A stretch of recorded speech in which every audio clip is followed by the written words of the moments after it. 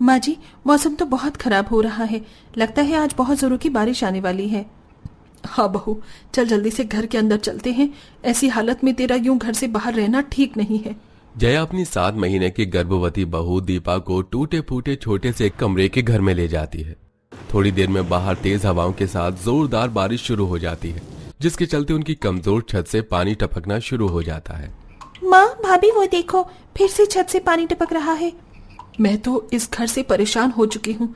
बारिश शुरू होती नहीं कि पहले छत टपकने लगती है। अरे एक गरीब का क्या ही सपना होता है, उसका छोटा सा पक्का मकान हो, खाने को 2 वक्त की रोटी मिले, बस। लेकिन ये भी उस भगवान से हमें दिया नहीं जाता। बस उसे तो बस अमीरों की ही झोली भरनी आती है। माँ जी, हमें छत से टपक रहे पानी के नीचे बर्तन लगाना होगा, वरना सारा घर में पानी भर जाएगा और रात में सुकून से 2 पल की नींद भी नहीं सो सकेंगे। दोनों सास बहू और नंद मिलकर छत से टपक रहे पानी को रोकने के लिए उसके नीचे बर्तन लगाने लगते हैं। लेकिन तभी इतनी जोरों की हवाएं चलती हैं कि उनकी घास फूस की कच्ची छत हवा में उड़ जाती है और वो सभी घर के अंदर रहकर भी बारिश में भीगने लगते हैं।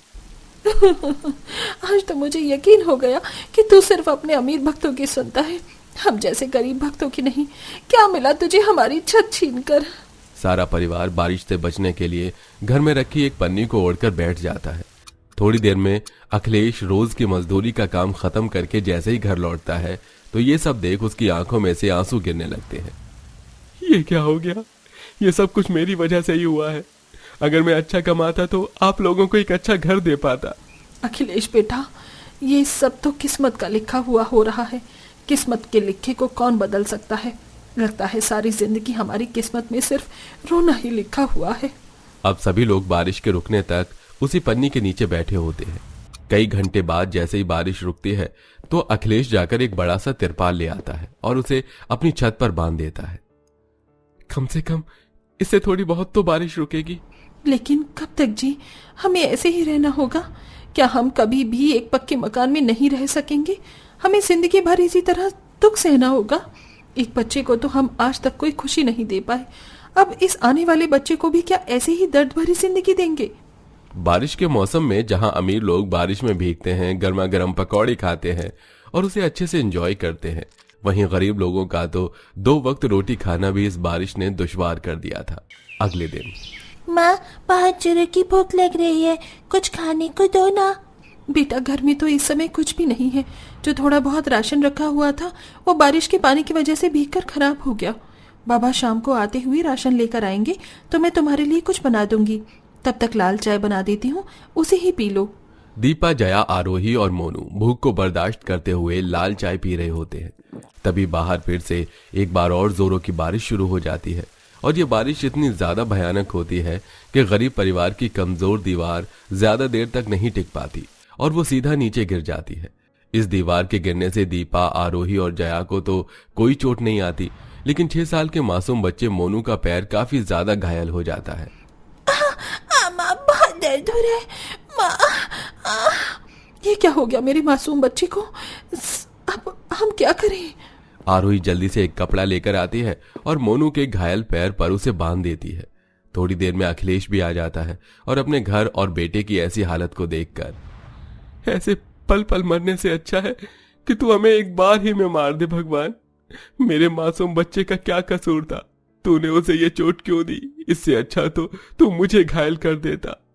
माँ, दीपा, आरोही, हमें अब यहाँ से निकलना होगा। घर की दीवार तो गिर चुकी है, न जाने बाकी की 3 दीवारें भी कब गिर जाएं। अब हमारा यहाँ रहना सुरक्षित नहीं है।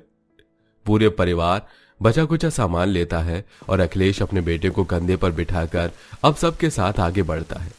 बारिश में ऐसी हालत में काफी देर तक चलने की वजह से दीपा की हालत अब खराब होने लगती है। मेरे पेट में बहुत दर्द हो रहा है, अब जरा भी चलने की हिम्मत नहीं बची है। दीपा, बस थोड़ी देर और। यहीं पास में एक रेलवे स्टेशन है, जब तक बारिश नहीं रुक जाती तब तक हम वहीं पर रहेंगे। आरोही, जया मिलकर दीपा को संभालते हैं। पूरा परिवार रेलवे स्टेशन पर पहुंचकर एक जगह बैठ जाता है।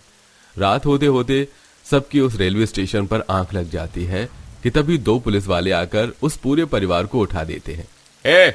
उठो उठो, ये तुम्हारे बाप का रेलवे स्टेशन नहीं है जो आराम से सो रहे हो। न जाने तुम जैसे लोगों ने रेलवे स्टेशन को क्या समझ रखा है।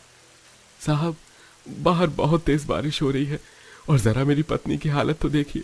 जैसे ही बारिश रुकेगी हम यहाँ से चले जाएंगे। लगता है तू ऐसे नहीं मानेगा। पुलिस वाला अखिलेश को डंडे मारना शुरू कर देता है, जिसके चलते अब पूरा परिवार रेलवे स्टेशन छोड़कर रेल की पटरी पर भारी बारिश में आगे बढ़ता है। काफी देर चलने पर अखिलेश को एक ट्रेन कुछ डिब्बों के साथ दिखाई देती है, जो काफी समय से इस रेल की पटरी पर खड़ी हुई थी। माँ, दीपा, वो देखो, लगता है वो ट्रेन काफी समय से खराब है।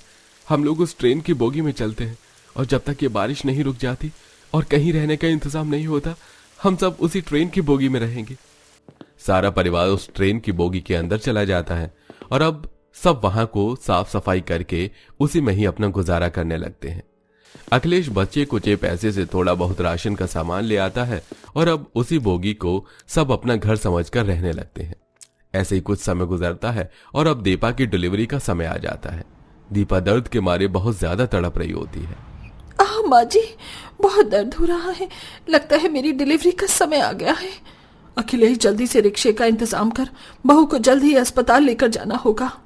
अखिलेश आसपास की सड़कों से रिक्शा ढूंढने की काफी कोशिश करता है, लेकिन भारी बारिश की वजह से कई सारी जगह पर पानी जमा हो गया था, इसलिए कोई भी रिक्शा अस्पताल जाने को तैयार नहीं था। हे भगवान, ये कैसी संकट की घड़ी आ गई है। क्या करूं? लगता है अब मुझे ही बहू की डिलीवरी करनी होगी। माँ, ये क्या कह रही हो? आप कैसे डिलीवरी कर सकती हो? कुछ ना कुछ तो करना ही होगा ना। बहू की हालत बिगड़ी ही जा रही है। तू मोनू को लेकर दूसरी बोगी में चला जा और भगवान से प्रार्थना करना, जो हो अच्छा ही हो। अखिलेश मोनू को दूसरी बोगी में ले जाता है। वहीं आरोही जल्दी से चूल्हे पर गर्म पानी करने लगती है और दोनों सास नंद मिलकर ट्रेन में ही दीपा की डिलीवरी होने में उसकी मदद करती हैं। वहीं दूसरी तरफ अखिलेश भगवान से प्रार्थना कर रहा होता है। हे भगवान, मेरी दीपा को हिम्मत देना और इस मुश्किल घड़ी को जल्द ही खत्म कर देना। इस बार अखिलेश की प्रार्थना भगवान स्वीकार कर लेते हैं। दीपा एक सुंदर सी बेटी को जन्म देती है और अब दीपा और उसकी बेटी दोनों ही बिल्कुल ठीक होते हैं। भैया, ये देखो, भाभी ने कितनी प्यारी बच्ची को जन्म दिया है। ये तो बिल्कुल आप पर गई है। भगवान करे मेरी सारी खुशियां मेरी बच्ची की झोली में चली जाएं। पापा पापा, मेरी बहन कितनी प्यारी है ना। अब मैं इसके साथ रोज खेलूंगा। सुनिए जी, भगवान ने हमें बेटी दी है, अब हमें इसके भविष्य के लिए कुछ ना कुछ तो करना होगा। हम इसी तरह रहकर अपने बच्चों और परिवार के लिए कुछ नहीं कर पाएंगे। तुम ठीक कह रही हो दीपा। अब मैंने सोच लिया है कि हमें क्या करना है। सभी लोग अब दीपा के ठीक होने तक का इंतजार करते हैं। कुछ दिनों में दीपा जैसे ही ठीक होती है तो अब दीपा, अखिलेश और आरोही तीनों मिलकर अलग अलग जगह पर मजदूरी और घरों में साफ सफाई का काम शुरू कर देते हैं, जिसके चलते धीरे धीरे करके वो पैसे जमा करना शुरू करते हैं। अरे आरोही, दीपा, तुम दोनों ये छोटे छोटे पेंट के डिब्बे, ये लड़ी, ये सब क्यों लेकर आई हो? हम ईंट पत्थर के घर में नहीं बल्कि इस ट्रेन के घर में रहते हैं। माँ, घर तो घर होता है, चाहे वो ईंट पत्थर से बना हो या ट्रेन से। उस भयानक बारिश में हमें किसी का सहारा नहीं था। अगर ये ट्रेन भी ना होती तो हम लोग कहाँ जाते। इसलिए जब तक हम इस ट्रेन में हैं तब तक यही हमारा घर है। और घर को तो अच्छे से सजा के रखते हैं ना, इसीलिए हम सब ये सामान लेकर आए हैं। दोनों नंद भाभी मिलकर अब उस ट्रेन के घर को अंदर से पेंट करके और थोड़ा बहुत घर का सामान रखकर आम घरों की तरह बनाने लगते हैं और कई महीनों तक पूरा परिवार उस बारिश के मौसम में उस ट्रेन घर में रहते हैं। ऐसे ही समय गुजरता है और आखिरकार वो सभी लोग मेहनत करके थोड़े बहुत पैसे जोड़ लेते हैं। साथ ही बैंक से थोड़ा बहुत लोन लेकर वो लोग एक पक्का मकान बनवा लेते हैं। हम सबकी मेहनत रंग लाई और हमारा पक्का मकान बन ही गया। मैं बता नहीं सकती कि आज मैं कितनी खुश हूँ, लेकिन थोड़ा बहुत दुख भी हो रहा है। इतने समय तक हमने इस ट्रेन को ही अपना घर मानकर इसमें बसेरा किया था और हमें इसे छोड़कर जाना पड़ रहा है। सभी लोग अपने उस ट्रेन घर को छोड़ते हुए काफी ज्यादा दुखी होते हैं, लेकिन जैसे ही अब वो लोग अपने पक्के मकान में जाते हैं तो वो लोग काफी ज्यादा खुश हो जाते हैं और अब आराम से हंसी खुशी अपने उस घर में रहने लगते हैं। लेकिन जब जब उन्हें अपनी ट्रेन घर की याद आती है तब तब वो वहां पर जाकर भी थोड़ा समय बिताते हैं।